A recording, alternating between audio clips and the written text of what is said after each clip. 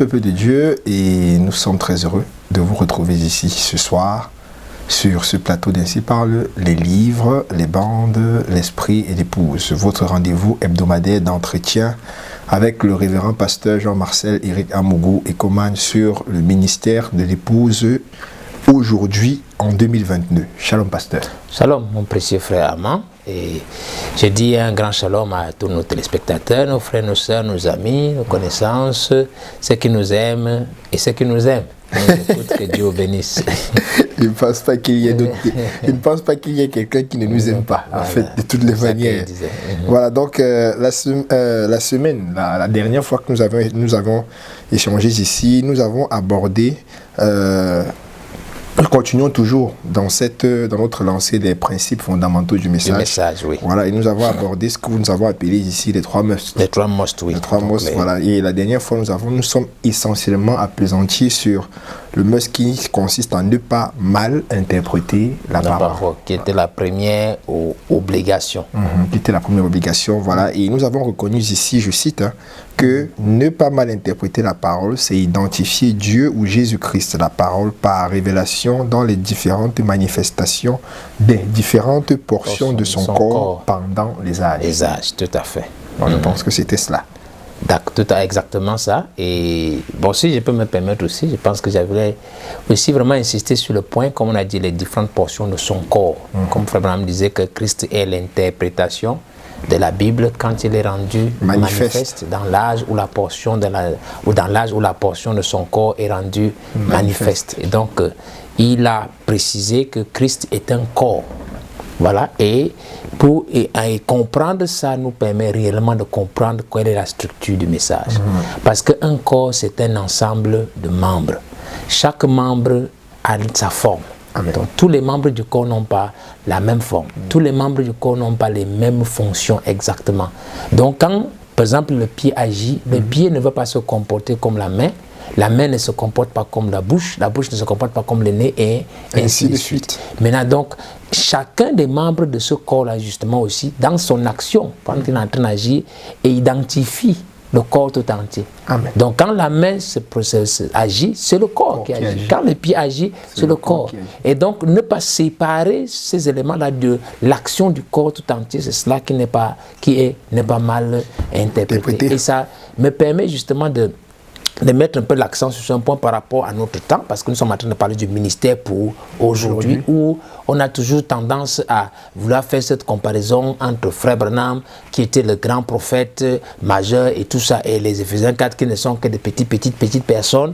Si on ne comprend pas qu'en réalité il s'agit des membres du corps, des membres différents, avec des fonctions différentes, nous allons nous perdre, nous n'allons pas bien l'interpréter, et ça va poser des problèmes. Donc, par exemple, et vous voyez que tous les membres du corps, nous avons notre tête, notre nez et tout ça. La seule particularité qu'ils ont, c'est que c'est exactement la même vie en réalité qui circule dans tous ces membres.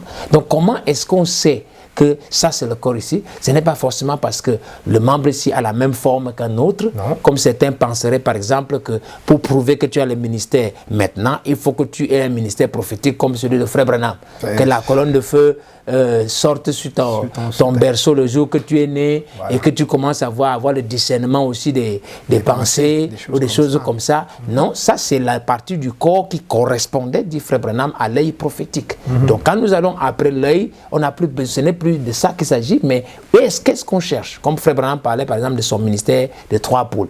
Il a dit le premier pôle, le deuxième pôle, c'était le ministère du prophète. Mais quand nous arrivons au 3e pôle, ce n'est plus le prophète, c'est le Fils de l'homme lui-même. Christ, qui est quoi? La vie, la parole ouverte. C'est cette même parole en réalité qui doit identifier le ministère des Éphésiens 4, qui est la vie qui circule dans tout le corps pour reproduire, excusez-moi, la personne de Christ. Donc je ne sais pas si les gens comprennent ça, c'est extrêmement important. Et donc aujourd'hui, qu'est-ce que nous essayons de voir? Ce qui importe n'est pas tant la forme.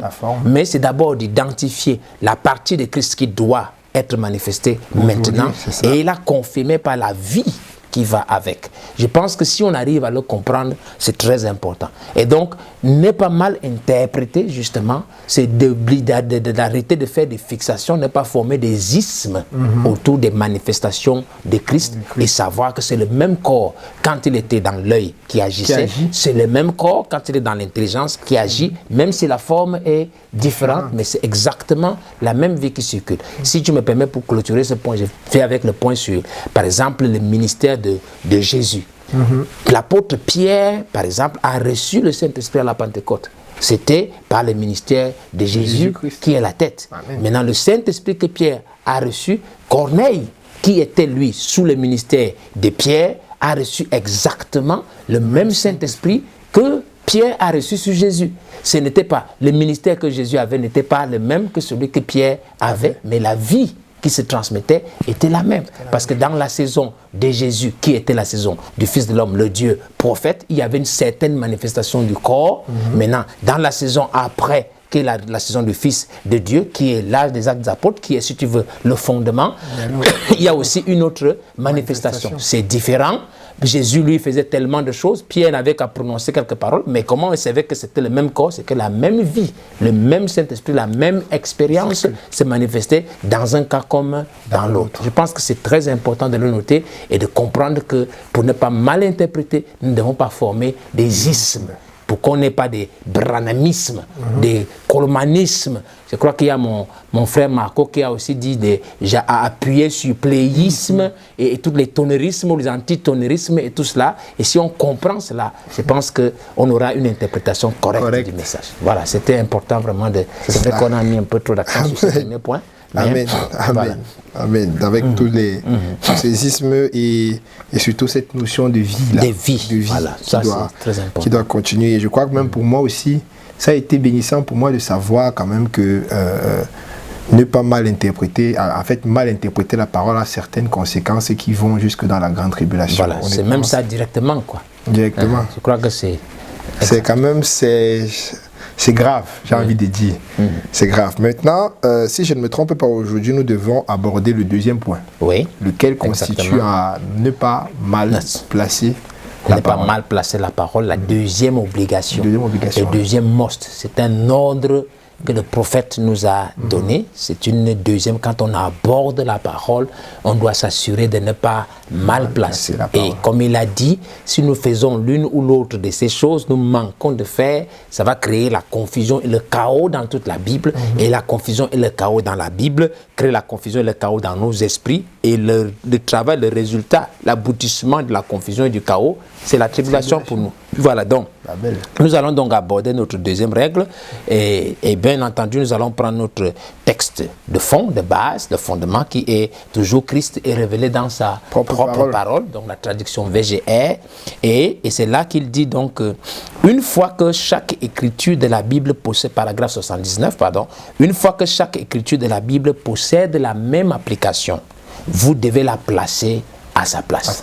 Donc une fois que vous avez bien interprété, vu Christ partout, vous devez maintenant, parce que c'est encore savoir que maintenant si voilà telle partie qui doit être placée à tel endroit, vous devez la placer à sa place. Il dit, en la plaçant mal, vous pourriez faire de lui Dieu dans un âge et dans l'âge suivant, vous le feriez historique en la plaçant mal. Il dit, vous ne devez donc pas mal placer l'écriture, il est Dieu tout le temps. Et Frère Branham évoque donc l'écriture de Hébreux 13:8 que Jésus-Christ est le même hier, aujourd'hui et pour toujours, éternellement. Donc, il dit ici, donc, quand vous placez mal, permettez-moi de faire un petit commentaire, donc justement là-dessus, mon frère.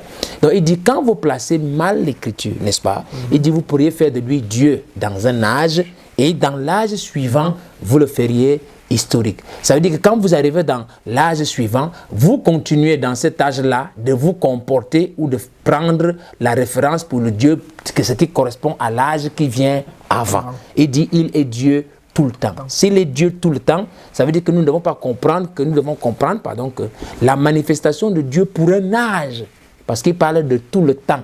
Quand Frère parle de dans cet âge suivant, ce n'est pas comprendre que âge de l'Église. Non. Quand il parle d'âge, c'est une manifestation comme une génération. S'il dit qu'il est Dieu donc tout le temps, ça veut dire que c'est une question de minutes, de semaines, si vous voulez, tout ce que vous voulez. En fait, donc, ça veut dire que vous devez comprendre qu'en temps réel, la manifestation de Dieu en temps réel, s'il est Dieu en 1965, il doit être le même Dieu en 80, en 90, en 2000, en 2022.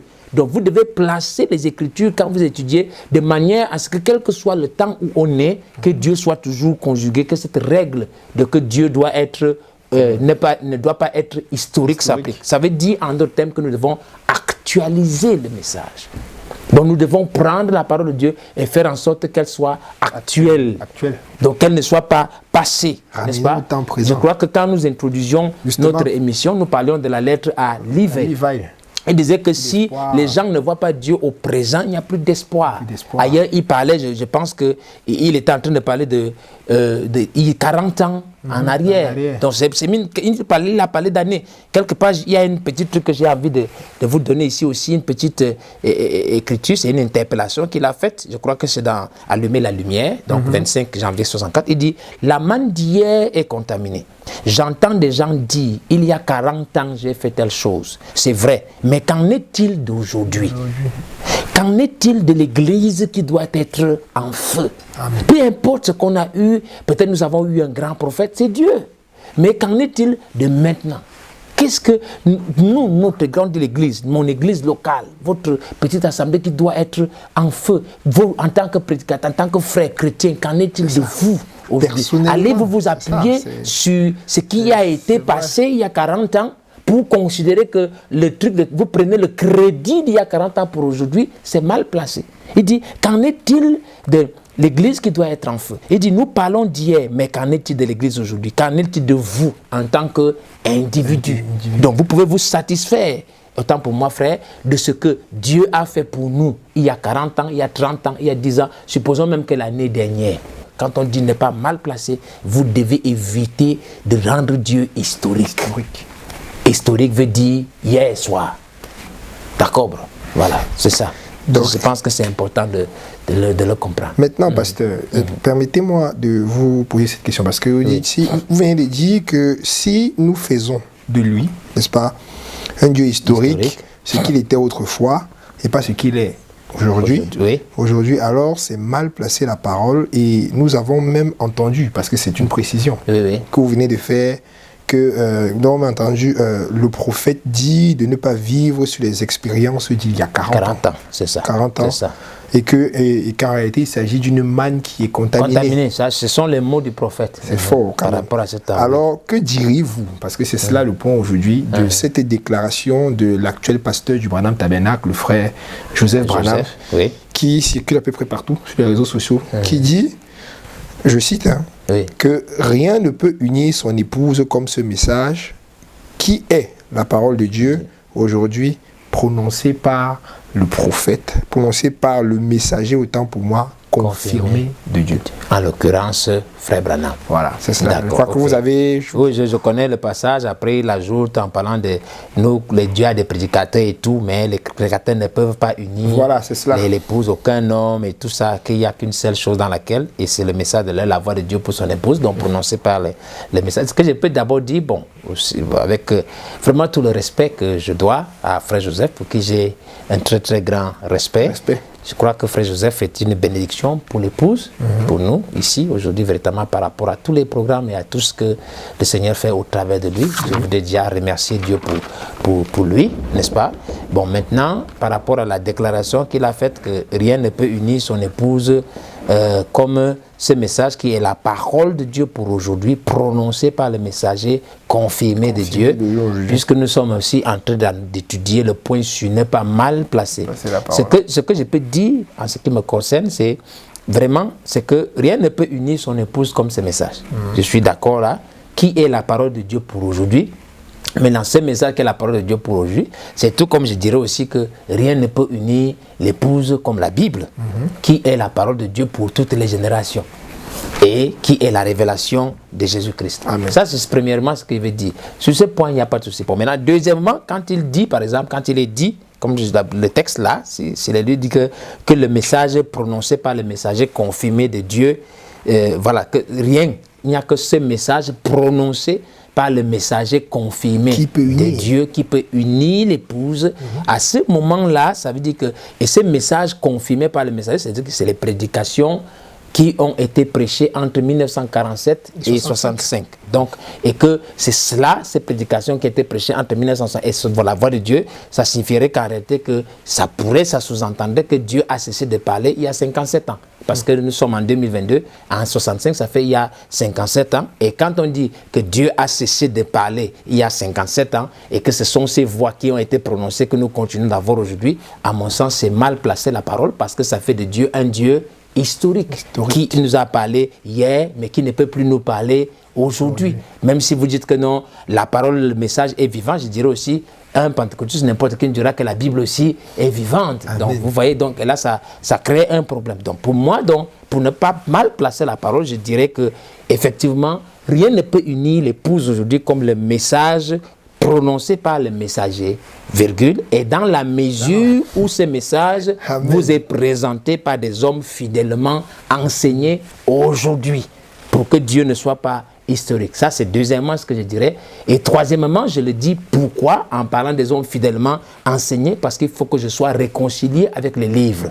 Et les livres, c'est la parole, Éphésiens 4, 11 nous dit, parce qu'il a été dit par exemple que les prédicateurs ne peuvent pas unir l'épouse dans la citation, par exemple la suite de ce que tu as appris. Maintenant, si je dis comme ça, je risquerais d'avoir un problème avec Éphésiens 4, parce que dans Éphésiens 4, on dit il a donné les uns comme apôtres et tout prophète, et ainsi de suite. Et au verset 13, il dit jusqu'à ce que nous soyons tous parvenus à l'unité de la foi et de la connaissance du Fils de Dieu. Donc, qu'est-ce qui nous amène à l'unité de la foi? Ce sont les apôtres, les prophètes, les pasteurs, les docteurs et ainsi de suite. Donc, est-ce que vous voyez unité à l'intérieur? Je dirais oui. Donc, si on dit que personne, rien ne peut unir, les prédicateurs ne peuvent pas le faire, ce serait en contradiction avec ce qui est dit ici. Dans Éphésiens. Donc, et d'autre part, je veux aussi être réconcilié avec les bandes. Et en étant réconcilié avec les bandes, c'est exposé de cet à l'Église, là où il est dit que la lumière vient à travers un messager donné par Dieu dans une certaine région. Ensuite, à partir de ces messagers, la lumière se répand à travers le ministère d'autres personnes qui ont été fidèlement enseignées. Donc je suis obligé de considérer ça. Des personnes qui ont été fidèlement enseignées doivent répandre le message. Ailleurs, il dira même dans Un homme appelé de Dieu, quelque part, que Dieu doit appeler des hommes et les former, paragraphe 31, des hommes formés par Dieu pour porter le message. Amen. Donc ce sont des hommes qui portent le message. Donc quand nous parlons d'unité, ce sont des hommes qui apportent cela. S'il dit que rien ne peut unir l'épouse en dehors de la voix, comme on dit, qui est prononcée par le messager, il y a un souci, c'est parce que l'écriture maintenant risquerait de rendre Dieu historique. Et là, ça fait mal placé. Je crois que le vrai problème que les gens ont aujourd'hui, ce n'est pas le message en lui-même apporté par Frère Branham, mais le véritable problème, c'est que nous n'avons pas des hommes qui ont été fidèlement enseignés. Parce que pour bien placer la parole, aujourd'hui, pour que le Dieu ne soit pas historique, nous devions voir des hommes qui portent le message. Voilà la vraie question. Et c'est un peu ça, je crois aussi que c'est la grande erreur qu'on a pour les gens qui disent les bandes ou rien. C'est parce qu'en regardant autour d'eux, ils se disent que tout ce qu'on a comme pasteur d'église, des gens qui sont pasteurs de centaines de personnes ou de milliers de personnes, peu importe, même s'ils ont des grands dons, ils considèrent que ce que je vois là, c'est ça qu'on appelle ministère Éphésiens 4. Alors que ce n'est pas forcément cela, la plupart d'entre eux n'ont pas du tout été fidèlement enseignés dans le sens de ce que le message considère. Et quand ils sont déçus par cela, alors ils se rabattent sur les bandes ou rien. Et en se rabattant sur les bandes ou rien, qu'est-ce qu'ils sont en train de faire? Ils sont en train de mal placer la parole. Et ce serait comme si tu prends le nez d'un homme et tu places ça exactement au milieu de la tête. Et quand tu as donc le nez du corps de Christ que tu places au niveau de la tête, alors que ici, ça devrait être les cheveux, tu es en train de faire du corps de Christ un monstre. Donc je pense que voilà un peu quel est le problème que nous avons. Et pour éviter donc d'avoir un monstre, nous devons bien placer et considérer que dans cette saison, pour que Dieu ne soit pas historique, nous devons avoir des hommes. Parce que Frère Branham, malheureusement, ne reviendra pas. Pour le moment, nous devons avoir des hommes qui portent le message. Donc la vraie question que nous devons nous poser, c'est où sont ces hommes qui ont été fidèlement enseignés? Donc ces serviteurs, ces disciples accomplis qui sont comme leur maître. Voilà. Excusez-moi, j'espère que c'est ça la vraie question, je crois qu'on devait se poser. Voilà. C'est explicite. Voilà. Et je pense que c'est sur cette question-là qu'on va prendre une petite pause musicale, le temps pour nos téléspectateurs de ruminer cela et on se retrouve juste après. Que le Seigneur vous bénisse. Amen.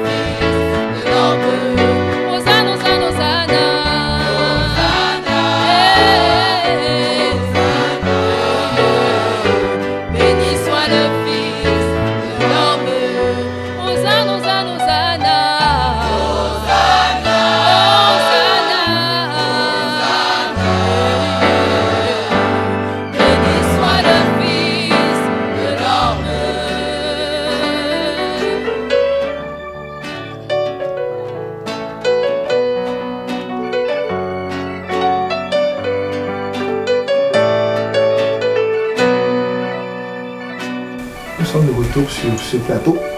Et ainsi parlent les livres, les bandes, l'esprit et l'épouse sur cette deuxième partie de cette émission essentiellement consacrée aux trois musts. Nous avons abordé aujourd'hui déjà le deuxième must qui consiste en fait en ne pas mal placer la parole. Et dans la première partie, vous nous avez essentiellement édifié sur un principe, une règle qui consiste à actualiser la parole, ramener en réalité le Seigneur autant présent Dieu. Donc c'est ça, n'est pas mal placé. Oui, voilà. Exactement. Effectivement. Maintenant, en vous écoutant, il semble en réalité que cette règle que vous nous donnez, en fait, vient de remettre en question un certain nombre d'éléments, un certain nombre j'ai envie de dire, de concepts que nous avons de manière générale dans le message, concepts selon lesquels, par exemple, il faut ni rien ajouter, ni rien retrancher. Je pense que c'est dans Apocalypse chapitre 22, les versets 18 à 19. Notamment aussi celui qui parle de ne pas déplacer les bornes des anciens ou bien ne pas quitter les anciens sentiers. C'est selon, je pense, Jérémie chapitre 18, des versets 15. Il faut ne dire que ce que disent les bandes. Il ne faut pas quand la Bible parle, on parle quand la Bible s'était. Ou encore cette autre croyance aussi elle est très répandue et qui s'appuie essentiellement sur ce qui a été dit dans l'exposé de cet âge de l'Église, qui parle des Éphésiens 4 qui ont échoué. Voilà. Et enfin, celle que j'aime beaucoup, qui parle aussi de l'absolu, de personnes qui déclarent que l'absolu c'est le prophète, et qu'il n'y a pas un autre. Et qu'il n'y a pas un autre. Et que nous on vient parler d'actualiser. Voilà.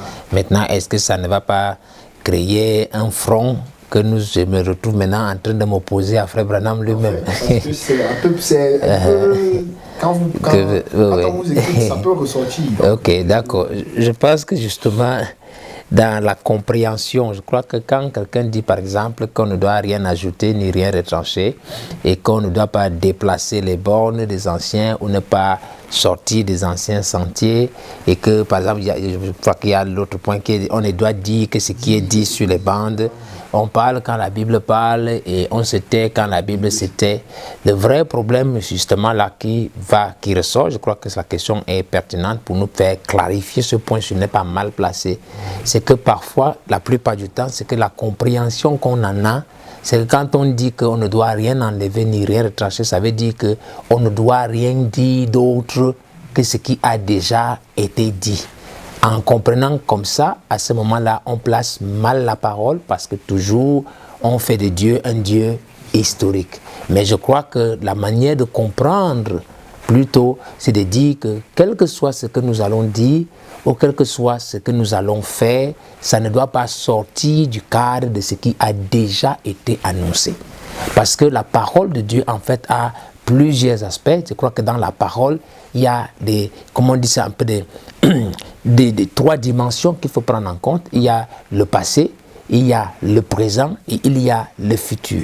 Notre passé, en réalité, c'est lui qui confirme notre présent et notre présent annonce le futur. Comme tu as dit, c'est Hébreux 13:8. Donc en réalité, c'est pour ça que la Bible aussi est un livre à la fois historique et prophétique. C'est-à-dire qu'il y a des choses qui sont du passé et il y a des choses qui sont de l'avenir. Donc quand on dit que en réalité ne pas déplacer les bornes, ça ne veut pas dire qu'on ne doit pas apporter quelque chose qui soit entre guillemets nouvelle, une chose nouvelle. Parce que en fait Moïse avait annoncé qu'il y aurait un prophète comme lui qui viendrait. Mais quand Jésus entre, qui était ce prophète? Est-ce que Jésus a prêché le message de Moïse? Non. Mais est-ce que Jésus a ajouté quelque chose à ce que Moïse a dit? Non.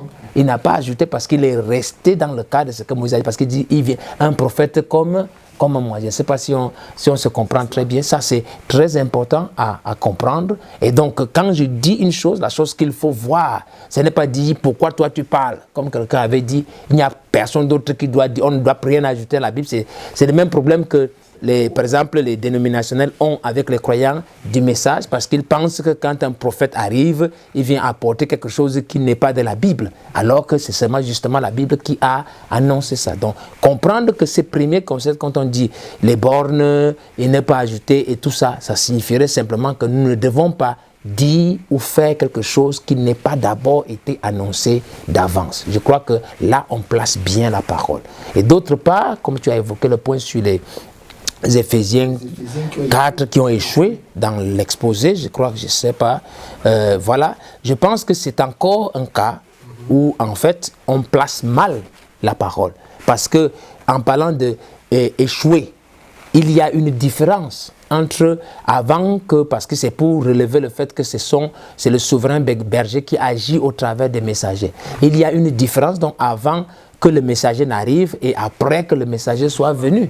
Parce qu'avant que le messager n'arrive, personne ne sait quelle direction on prend, on ne suffit pas. Mais quand il est venu, il nous place là où il faut et après lui, on ne peut plus parler d'échec dans ce cas. Surtout dans ce temps de l'enfer où nous avons le 7e messager qui finit la liste qui est arrivée. Je prends par exemple dans ce passage où il dit Dieu fait son entrée dans son rôle de souverain berger par le ministère de ces 7 hommes pour ramener son peuple à la vérité et à l'abondante puissance de cette vérité. Donc une fois que, par exemple, le 7e messager est venu, il a ramené le peuple. Une fois qu'il a ramené le peuple, est-ce qu'on peut encore dire que le ministère a échoué? Puisqu'ils sont déjà ramenés, alors ils vont marcher sur les sentiers qui ont été tracés. Il n'y a plus d'échec qui soit possible.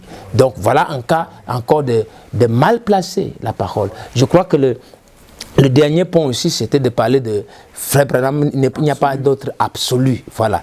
Je crois que j'avais discuté peut-être un peu avec un frère qui parlait qu'il n'y a pas d'autre absolu que le prophète. En fait, Frère Branham n'a même pas dit ça. Le prophète n'avait pas dit ça dans les livres. Il a parlé de il n'y a pas d'autre absolu que la parole.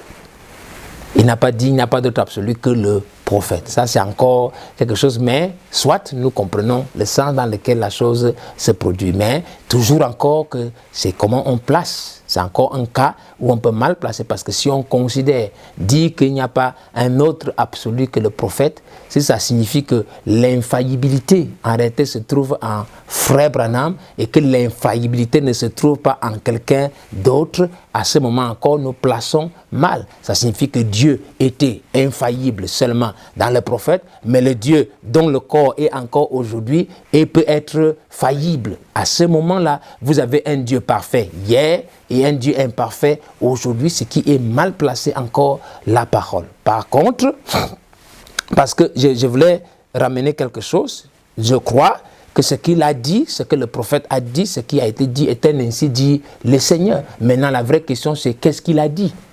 Qu'est-ce que notre absolu qui est absolu a dit? Parce qu'il est effectivement absolu, mais qu'est-ce qu'il a donc dit pour qu'on puisse conclure qu'aujourd'hui, est-ce que c'est ça qui permet de conclure qu'aujourd'hui, il n'y a personne d'autre qui devrait maintenant être infaillible? Maintenant, qu'est-ce que notre absolu dit? L'absolu dit, je prends juste un exemple ici dans l'adoption, donc prêcher partie 3, n'est-ce pas?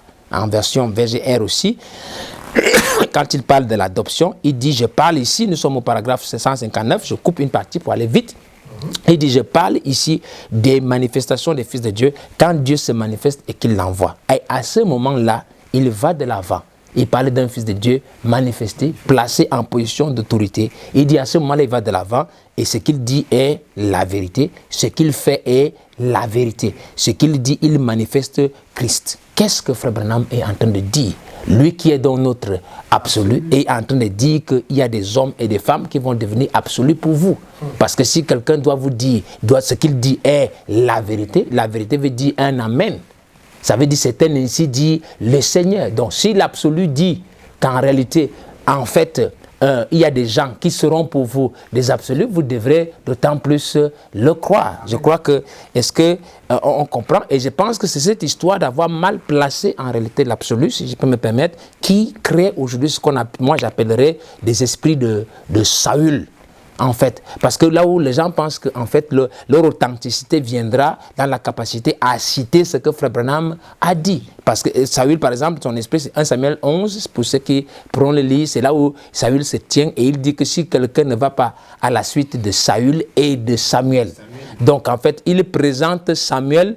En fait, il sait que, par exemple, son influence en tant qu'individu ne peut pas vraiment donner devant le peuple. Alors, il présente Samuel pour influencer les autres. Et la plupart des ministères aujourd'hui, c'est comme ça qu'ils se comportent. Donc, en fait, en réalité, quelqu'un se tient et parce qu'il présente le message, parce qu'il présente Frère Branham comme étant l'absolu, on n'a pas à regarder à lui, on a à regarder à Frère Branham. Frère Branham n'est pas à confirmer aujourd'hui. Frère Branham a déjà été confirmé. Le message a déjà été confirmé. Mais ce que nous devons confirmer pour bien placer la parole, c'est ceux qui portent ce message. Donc quand le prophète disait que la loi de Dieu, c'est de recevoir un serviteur confirmé, s'il ne s'agissait pas seulement du prophète, mais il s'agissait de tout le monde qui vient aux gens pour dire nous prêchons le message. Donc de la même façon que Frère Branham a été confirmé, excusez-moi, de cette même façon, nous devons, chaque individu, chaque prédicateur de ces messages doit lui-même être confirmé. Ça va nous éviter les esprits de Saül qui se cachent derrière l'onction du prophète.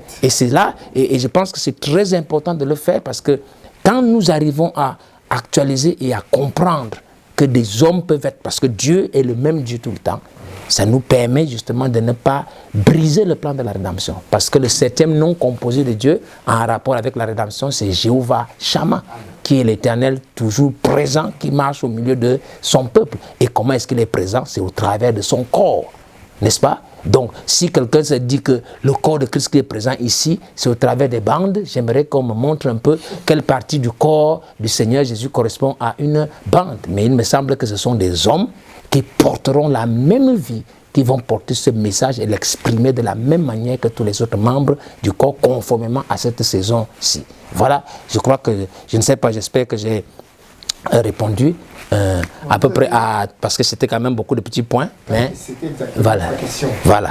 Alors maintenant, pasteur, en rapport justement avec le message, Oui. nous avons une question, j'ai une question ici autant pour moi, Oui. au sujet des ossements des ossements d'Élysée Oui. qui ont ressuscité, comme vous le savez. Ah, moi, oui, donc il y a encore pas, oui, tout à La fait. question donc est de savoir, est-ce que vous ne croyez pas que le message également peut donner la vie à quelqu'un sans avoir nécessairement, sans qu'on n'ait pas à passer par un intermédiaire. Comme dans le cas des ossements.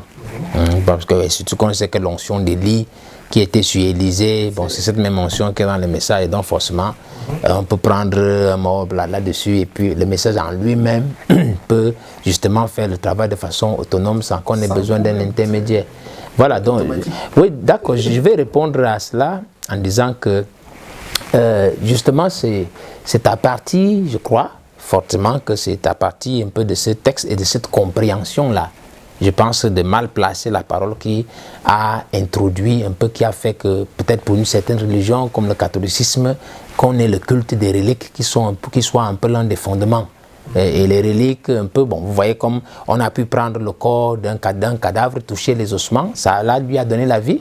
C'est pour ça que, bon, je pense que les gens ont pu penser, je peux me tromper, mais vous pourrez fouiller, mais je crois que ça doit venir de là, qu'on peut en faire les bisous au crâne de Saint-Pierre, et là, ça va aussi donner la vie. Maintenant, si c'est comme ça que nous comprenons les choses, alors je pense que Dieu n'avait pas beaucoup de travail à faire, parce qu'il n'aurait qu'à apprendre l'un des autres, puisque si on a l'histoire qui est racontée dans la Bible, ça veut dire que les hommes ont vécu cette expérience. Ils pouvaient donc rentrer, on prend seulement les ossements, et puis on les place, et tous les morts qui passent par là, on les touche seulement, et ils ressuscitent. Vous voyez, donc à ce moment-là, on n'a même plus vraiment, même quand on parlait de la piscine de Bethesda, à la suite, elle servira encore à quoi? Puisque de toute façon, les ossements sont assis, un os peut ressusciter un mort. Ce n'est pas le malade qui ne va pas guérir. Donc je crois que si on comprend ça comme ça, c'est mal placer la parole. Je pense que les ossements, disons, étaient là pour donner un témoignage de ce qu'il y a la puissance vivifiante.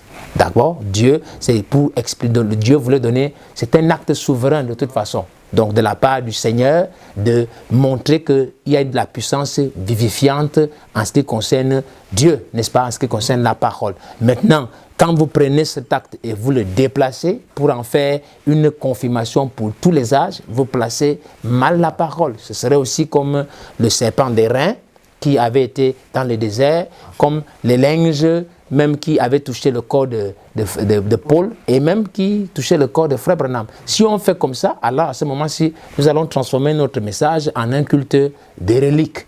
Et quand vous faites un culte des reliques, nous allons devenir et des spirites et toutes les autres choses. Et vous savez que cela n'a plus rien à voir avec la parole de Dieu. Et donc, si vous voulez aussi considérer, comme je disais, le message ou les bandes de Frère Branham comme étant les ossements d'Élysée qui ressuscitent les morts et qui sont capables de créer tous les miracles que vous voulez à l'intérieur. Dans ce cas-là, bon, comme les gens font les cultes de reliques avec les bandes, les images et les photos, dans ce cas, on n'aurait qu'à prendre par exemple les bandes, vous les placez ici, partout ici, et puis ça chasse les démons tout seul. Donc on n'aurait plus besoin de fait qu'on serait déjà délivré de tous les mauvais esprits, parce que si la vie est dans ce message, n'importe quel démon qui entendrait fuirait. Normalement, tu es d'accord avec moi que cette compréhension serait un peu biaisée, n'est-ce pas?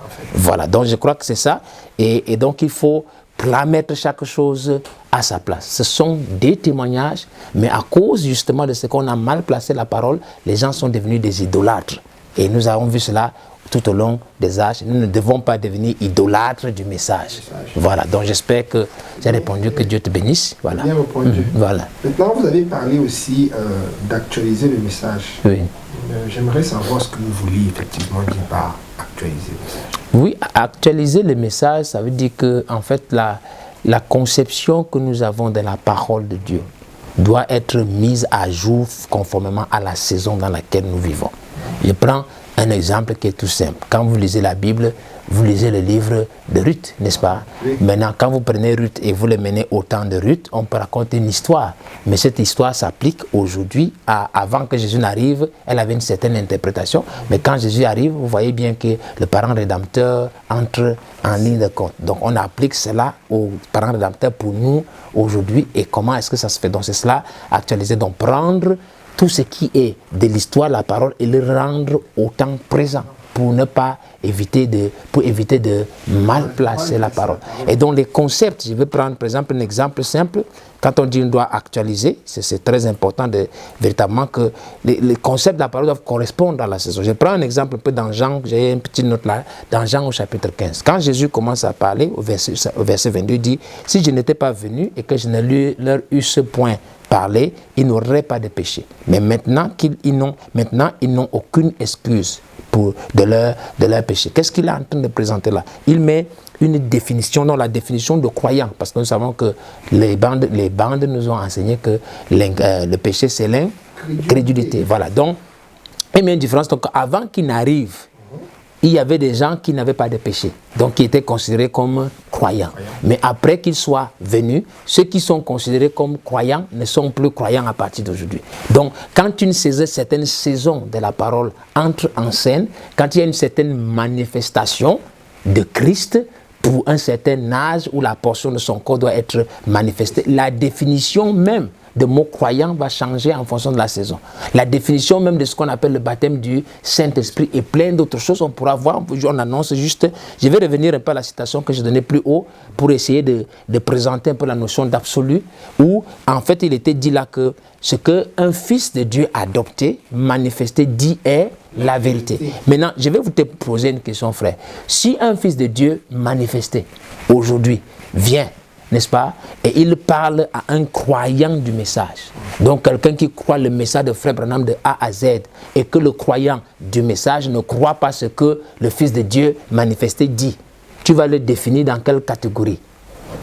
Est-ce qu'il est encore un croyant ou un incroyant?